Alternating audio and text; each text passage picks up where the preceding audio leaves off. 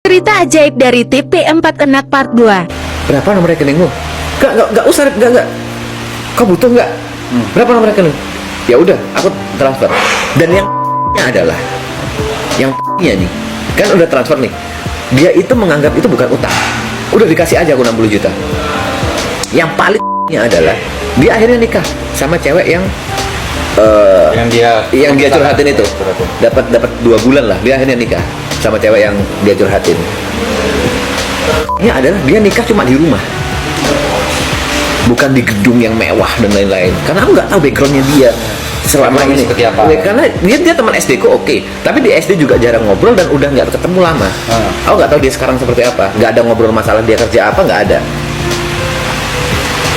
Dan dia nikah dalam rumah. Terus aku cari tahu dong, kok orang kaya bisa ngasih uang 60 juta ya? Waktu itu aku mikirnya dia orang kaya. Kok orang kaya nikahnya di rumah?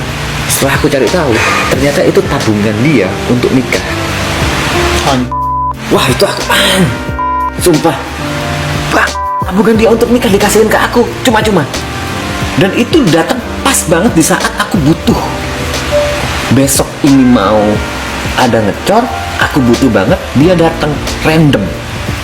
Ini fakta ya. Potong telinga gua kalau gua bohong. Tanya mamaku ya, tanya Arif. Yang adalah itu biaya buat dia nikah.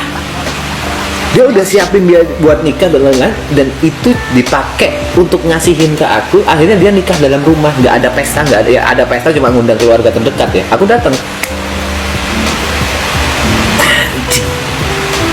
Terus kau balikin nggak Mas Pe? Pernah aku punya niatan. Jadi dia membangun rumah nih.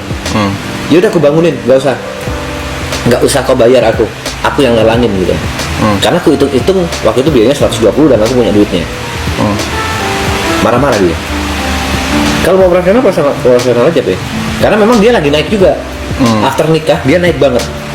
Dia jadi punya bisnis bla bla bla bla sampai punya hotel sekarang. Dia naik banget. Dia marah-marah ke aku. Enggak, aku bangun rumah ini profesional. Dan menurut aku nggak mampu bikin rumah ini. Wah, debat panjang gitu. Enggak, ini balasanku. Aku bilang ini balasanku. 120 juta gede nggak buat kau? Ya masih gede. Ya udah nggak usah. Aku yang balas budi pengen banget, tapi dia selalu defense lah. Dan aku ngerasa kalau aku balas budi pun itu akan memaksa gitu loh.